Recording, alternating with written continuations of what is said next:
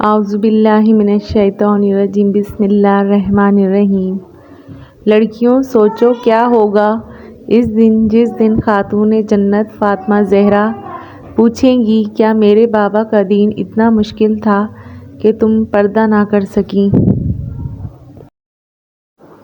حضرت علی نے فرمایا جب تمہارا دل کسی کے گلے لگ کے رونے کو چاہے تو قرآن پاک کو گلے لگا لینا۔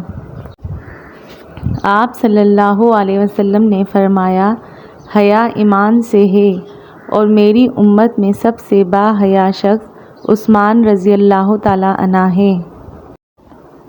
اللہ کا ذکر کیا کرو، سکون کے لیے وضو کا پانی، جگر کے لیے قرآن کی تلاوت، صحت کے لیے نماز اور خوش رہنے کے لیے اللہ کا ذکر کیا کرو۔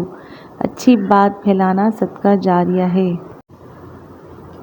رسول صلی اللہ علیہ وسلم نے فرمایا جس شخص کے جسم سے روح اس حال میں نکلی کہ وہ 3 چیزوں سے بری تھا تو وہ جنت میں داخل ہوگا: تکبر، قرض اور خیانت۔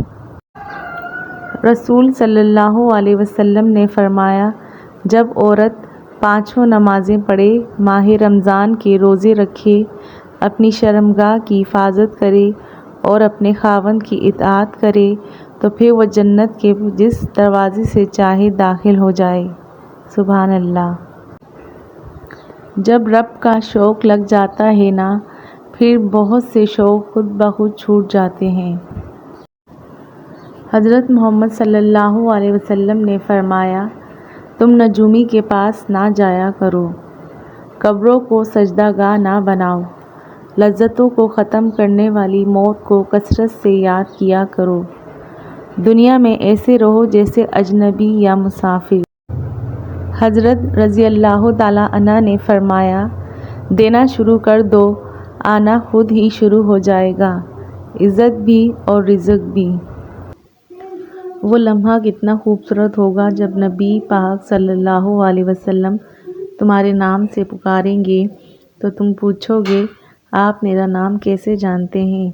تو آپ صلی اللہ علیہ وسلم بتائیں گے کہ تمہارا درود سلام تمہارے نام کے ساتھ مجھ تک پہنچایا جاتا تھا۔ سبحان اللہ۔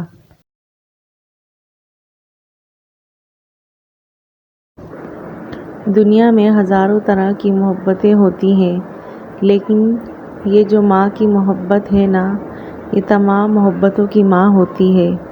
اللہ تعالیٰ ہم سب کی ماؤں کا سایہ سلامت رکھے، آمین۔ جزاک اللہ۔